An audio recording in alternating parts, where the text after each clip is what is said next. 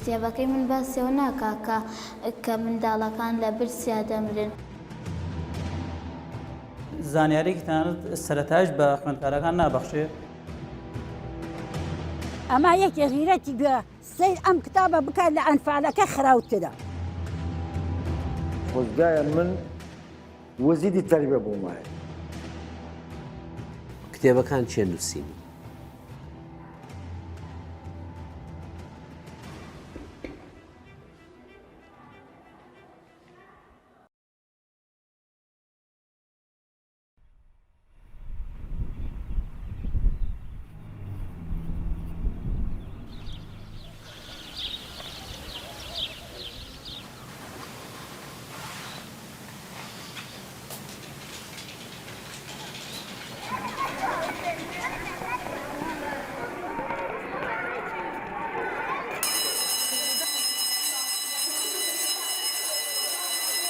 بۆ ئەوەی زیاتر لە مەرکەساتی ئەم تاوانە گەورەیە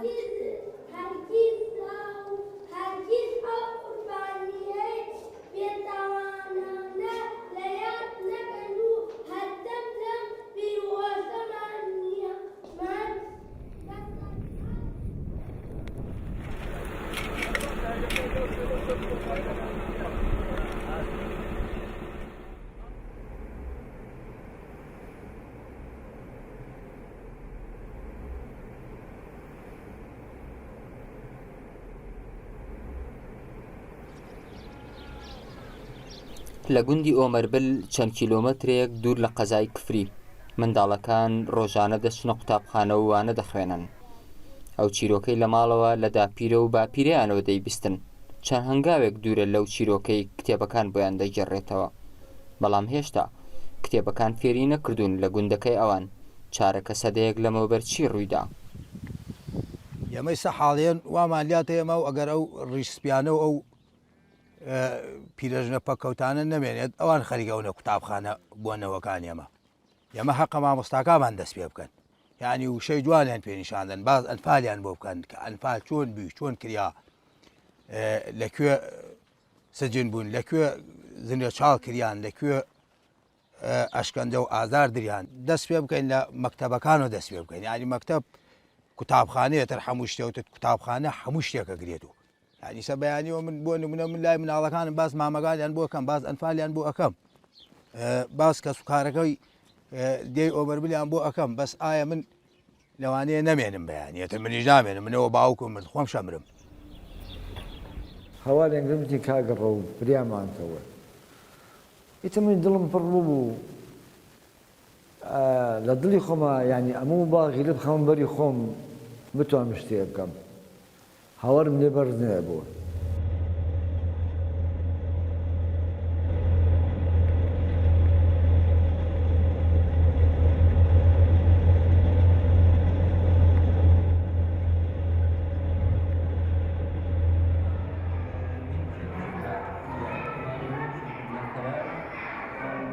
شەیمای تەمەن 9 ساڵ لە ماڵەوە کتێبێکی دوور و درێژ و چیرۆکخوانێکی مەینە دیدەی هەیە. ئەویش داپیرێتی و ساڵانە کوشت و بڕی بەعسیەکانی بۆ دەجێڕێتەوە کە بە چاوی خۆی بینیونی. هەر بۆیە شەیما بەلایەوە سەیرە ئەنفال لەوانەکانی خوێندندا بە چەند خولەکێک تەواو دەبێ. کتێبەکەی من باسیەوە ناکا کە منداڵەکان لە برسیا دەمرن. کتێبەکەی من باسیەوە ناکا کە گۆشتێکیان بۆیان دەهاور ئەوەنە ڕق بوو نەدەبڕا کەسیش نەیەزانی گۆشتی چی بوو. کتێبەکەی من باسیەوە ناکا کە منداڵەکان بە نەخۆشی مردوون.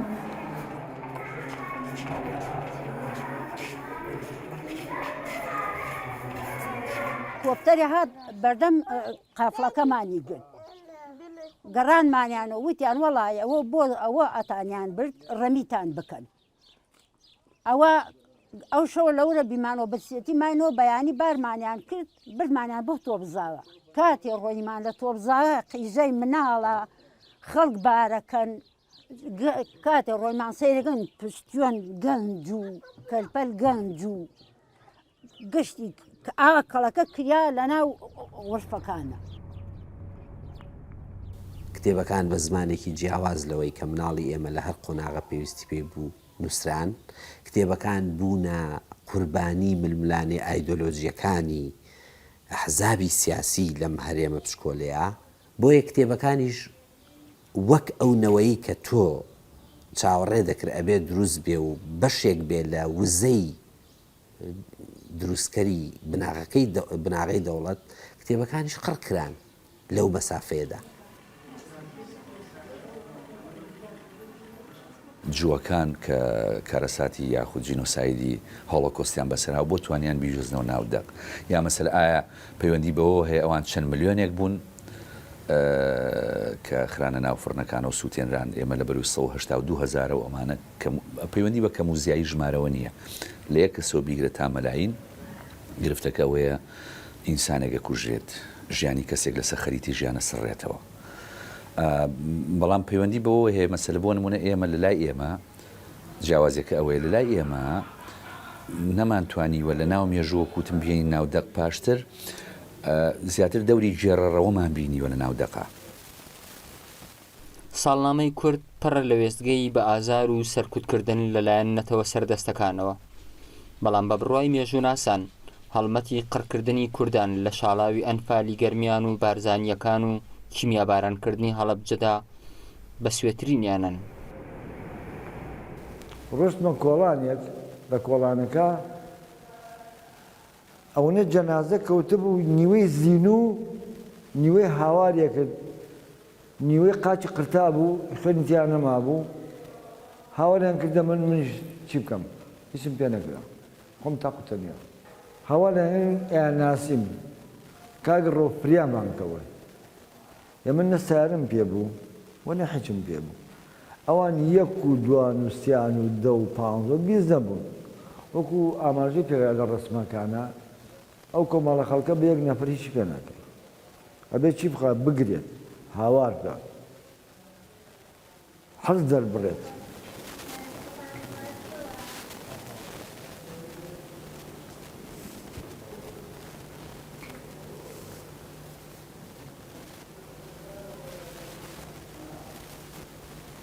کە ئەگەر ئەوان لە مەکتەبەکە شت نەبیسنەوە من مردم بەیانێت سقوتەکات من هەموو کەسوکار ئەنفال گلەی هەیە هانی گلەیەکانمان بایەمە نەیکەینە باس خانمان بۆ نەکریا و پارەمان بۆ نەدریا و پارە و هیچ لای ئەمە ئەساس نییە بەس ئێمە تاریخ ئەو ئەنفالێ لە بکەنە مێژوویەک کە بۆ ئەو نەوانەی دوای خۆمانە جێ بێنن ئەوە هەموو شتێکە تێرە بۆ ئێمە ئەوانە مامۆسان ئەوانە لەوانەیەسە ئەوان ئەو وڵاتە ئەوە نەڕێەوە ئەوان خەک لە ئەوانەوە دەرئەچێت چی ئەگەر دکتۆر بێ چی ئەگەر حاکم بێ چی ئەگەر مامۆسا بێ چی ئەگەر هەموو شتێک بێت یعنی تو مەدرسە هەموو شتێکەگرێت. مێژووی برینەکان بە بێدەنگی دوورتر دەکەونەوە بەڵام بۆ هەزاران منداڵی دیکە کە وەک شەیما لە ماڵەوەدا پیرەیەکی چیرۆکخوانیان نییە چێ فێریان دەکا لە ڕابردوو سوپای سەدام حوسێن بێبەزەیانە چی بەسەر نەتەوەکەیاندا هێنا. ئەحمەد چەند کەسان ئەنفالە؟ ماستا ئێمەش کەسمان ئەنفال. لانا ئێوە چەند کەسان ئەنفالە؟ ماستا ئێمە 32 کەسمان ئەنفالە. ئەی شەیما تۆ؟ ماستا ئێمە 8 کەسمان ئەنفالە.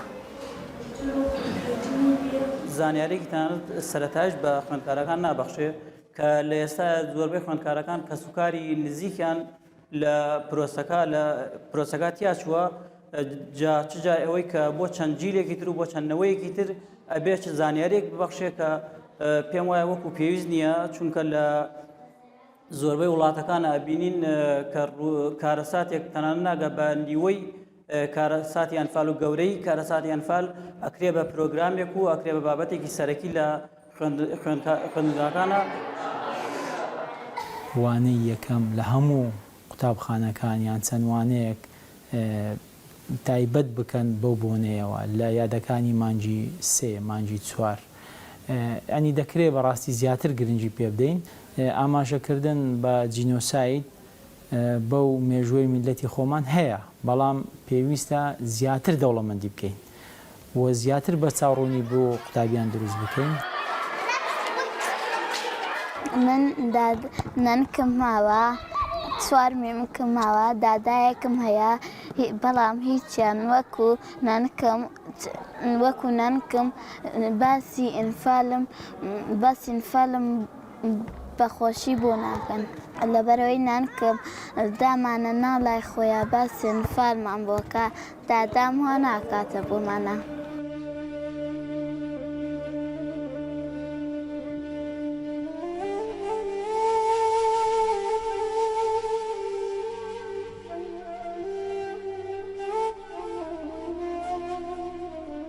ئەگەر ئەم گۆڕستانە گوێی لەو چیرۆکانە بێ کە کتێبەکانی خوێندن بۆ مناڵانی دەجێڕنەوە، هێندەی دیکە هەستی دڵشکاندایان دەگرێت، چونکە لە ژێسەری هەر گۆڕێکدا حکایەتێکی پڕ لە ئازار هەیە کە چاوەڕوانی ئەو ڕۆژە دەکا دادگایەکی گەورەی جیهانی بە دادپەروەری گوێی لێ بگرێت.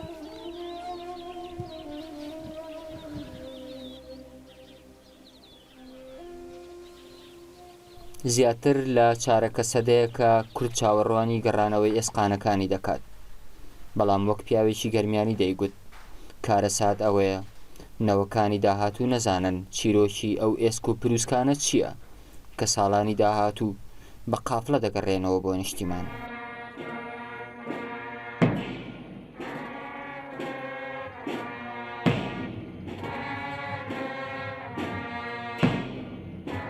ئەگەر بێت و من وەکو عشایری بۆیان باس کە من کە شتێک نییە بیکەمە نووسرایە بۆیان کە لەوانەیە بەیانی نەوەکان دوای ئێمە شتێک بێنن بێنەمانە خەون و خەیاڵ و تیرۆکیان بۆمان گەڕانێت و تو ئەگەر کتاب و کە کە نووسرا و ئەمێنێت لە چێتە کتابخانەکان، چێتە مەکتەبە، چێتە هەموو شتێک ئەوە تاریخێکە و جێ ئەمێنێ.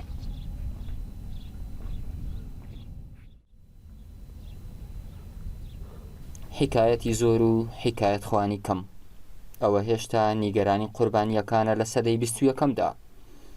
ئەوە هەر پەروەردە نییە دەستەوسان ماوەتەوە، چونکە هێشتا ئەو کۆمەڵ کوژیانەی خوێنیان لەبەر دەڕوا، شاکارێکی ئەدەبی یان ڕۆمانێکی بەنێوبانگیان پەیدا نەکردووە تاوەکو سنوورە دەستکردەکان ببڕێ و بە زمانە جیاوازەکانی دنیا بڵێ نەتەوە بێدەوڵەتەکە چیان بەسەر هات.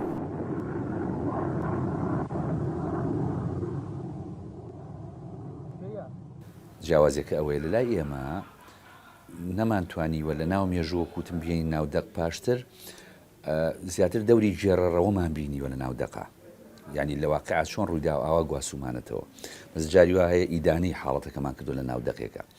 ئەبێت تۆ بێ ئەم ڕووداوە بێنی لە پێش هەموو شتێکە لە ناو خەیاڵی ئەدەبیات جێ بکەیتەوە، لە ناو خەیاڵێکی ئەدەبیات جێ بکەیتەوە، پاشان خۆت جارێکی کە هەندێک شتیکە لە سیاقی ئەم ڕووداوایە بخۆڵقێنی. بۆیە لە مێمە لەوە نەترازاوە لە واقعی گەڕانەوە بۆ بێتە ناواقعی خەیاڵی ئەدەبیەوە. ئەمە یەکێکە لە هۆکارە سەرەکیەکان. هۆکارێکی تر مەسەلەی بوونی دنیابینی، ڤیژن. دنیابینی زۆر گرنگە. دنیابینی مەسەلەن پەیوەندی بە کۆمەڵێک شتەوەی یەکێک لەو شتانە پەیوەندی بە بیرکردنەوە هەیە کە ئینسان دنیابینی هەبوو بیرژە کاتەوە کە بیری کردەوە ئەگەر ویسی داهێنانێک بخۆڵقێنە لە بواری دەقا لە بواری زمانە داهێنانەکە.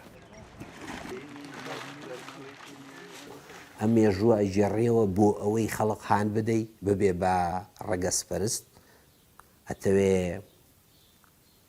هانی بدەیت بۆی ڕقی لە بیلەتانی تر بێتەوە، وا تۆباری ئەەکەی بۆ ئەوەی کە دنەی بدەیت و بیخرۆشێنی تاکو دوژمنێکی لە مێشک و زهنا بۆ بەرجەستە بکەیت تا لە دوا ڕۆژێکی ترا تۆڵەی خۆی لێ بکاتەوە، یاخود ئەتەوێ گێڕانەوەیەک بێ ئەخلاقن و کەسایەتی ئەم مرۆڤە بە شێوەیەکی وا پەروەردە بکەیت کە لەگەڵ تێگەیشتنیدا بۆ ئەوەی کە ڕووی داوە خۆی بینا بکە و داهاتوی خۆی ببیدێ لە ئەنجامی تێگەیشتنی لەم ڕووداوە کە بریتە لە قڕکردنی ئەو وەکە سوکاریە.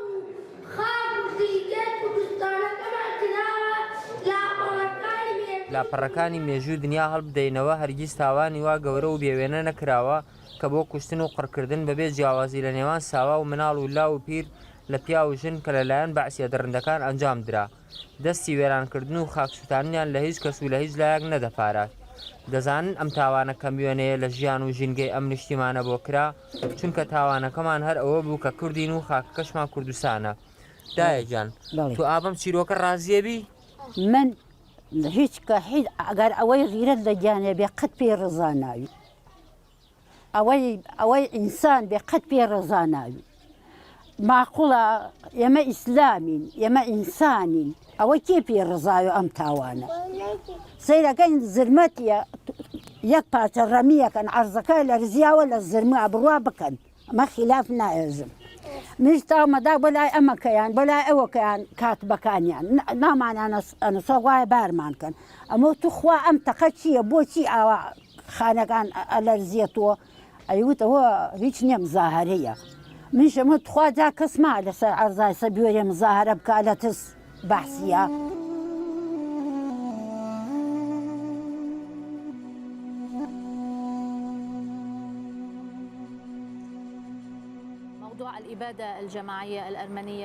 بابەتی کۆمەڵکوژی ئەرمەنیەکان بابەتێکی گرنگە لە مێژووی ئەرمەنیەکاندا، بەشێکی بە ئازار و زیندووە و ئێمە کردومانەتە بەشێکی گرنگ لە پرۆگرامی خوێندنی قوتابخانە ئەرمەنیەکان، چونکە ئەوە چیدی بەشێکە لە مێژووی ئەرمەنیەکان بۆ ئەوەی ئەرمەنیەکان مێژووی خۆیان لەبیر نەکەن و نەوەکان بزانن چیان بەسەر هاتووە.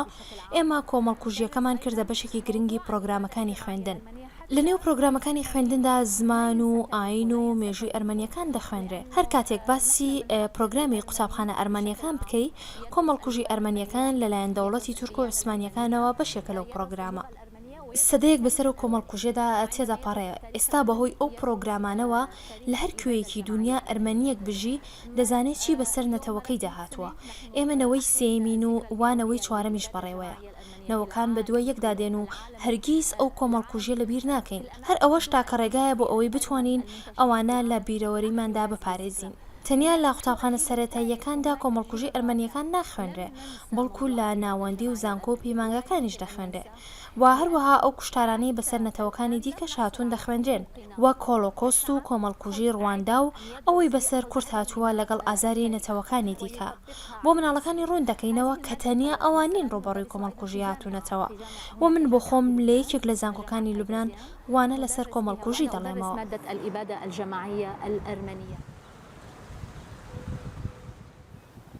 کاتێک مرۆڤ لە هەر وڵاتێکی دنیا دەیەوێت لە ئازار و مەینەتی شارە بریندارەکان تێبگات، پەنا بۆ کتێبەکانە بات، بەڵام لە کوردستان بە پێچەوانەوە، چونکە ئەوەی لەم مۆنومێنتەدا هەیە هێشتا کتێبەکانیش نەیان بیستووە.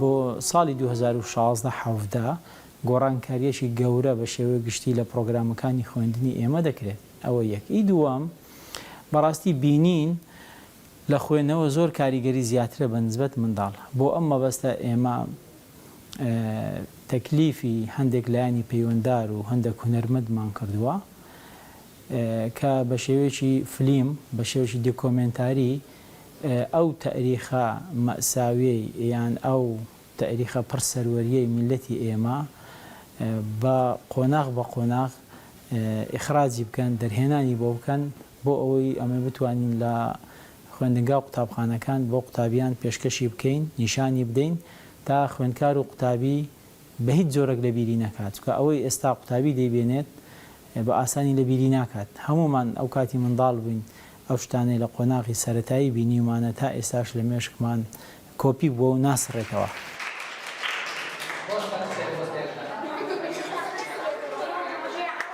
یەکێک لە گرفتەکانی ئێمە مەسلەی تەرجەمەیە، کەناڵی تەرجەمەکردن بۆ زمانەکانی دنیا. و لە پشت ئەم کەناڵی تەرجەمەیەوە تۆ زۆر جار دەوڵەت مەداری دەوری هەیە، دەوڵەت بوونی دەوڵەت. ئەجنا خۆی سە تۆ بۆ نمونە ئێمە گەنجینەی بۆ نمونە لە ئەنفال دوورکەوینەوە تۆز ئێمە گەنجینەیەکی جوانی شعری کلاسیکی کوردیمان هەیە. ئەم گەنجینەیە گەر تەرجەمەی زمانێکی سمێنێ کورد بێ بە دەوڵەت، خاوەنی دەوڵەت و هەموو شتەکانی خۆی بێ و لەسەر ئاسی دنیا یاعترافی پێ بکرێ کە تۆی ئەمە تەرحەکەی لە دنیادا ئیترەزان دەوڵەتێکێ دەوڵەتی کوردستانە، خەڵکەکەی کوردن، ئەمە ئەدەبەکەیەتی، ئەمە کەلتورەکەیەتی. ئەمەش دەوری هەیە، ینی تۆ داگیرکردن و داگیرکاری و نەگەیشتن بە ئاستیەوەی کە کیانێکی سیاسی دەبێت چکە زۆر جار بوونی کیانی سیاسی بەڕاستی تەسی لەوەژەکە کە تۆ کللتورەکەت بە دنیا بناسیێنی.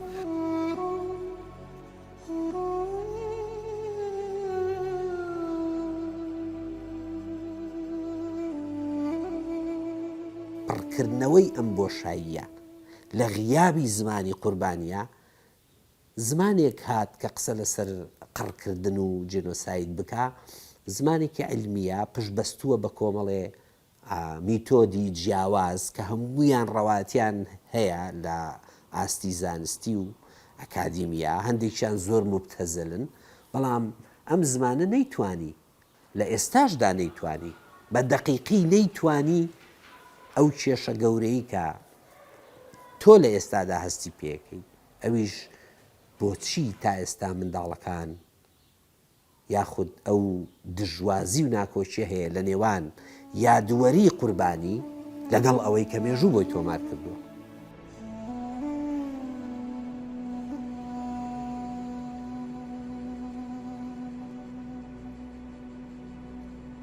خۆزگایە بمتوانایە چەند مانگێک وەزیری تەربیە بوومایە بۆ ئەوەی ئەم کیمیابارانەوە جە و ئەم منکوبی کوردی هەڵەبجە و ئەم دامە لێ قۆماوەیە ئەگەر دەرسەکانی مەکتەب دەبوونایە دەرسێکم بۆ زیاوکە ئەم کرد بە 11 بەس ئەم دەرسیانە مەخصوص بۆ ئەوەی کە ڕووداوی هەڵەبجە، منکوبی هەڵەبجە، لێ قۆماندنی هەڵەبجە، هەرچەند بە دەرسێکی شتاوە نابێت، بەڵام حتەنیا یەک دەرس بۆ ئەوەی کە نەوەی داهاتوومان ئەم کارەساتەمان ئەم کارەساتە لە بیری هیچ کەسێک هیچ قەومێکی کورد میلەتێکی کورد نەچێت.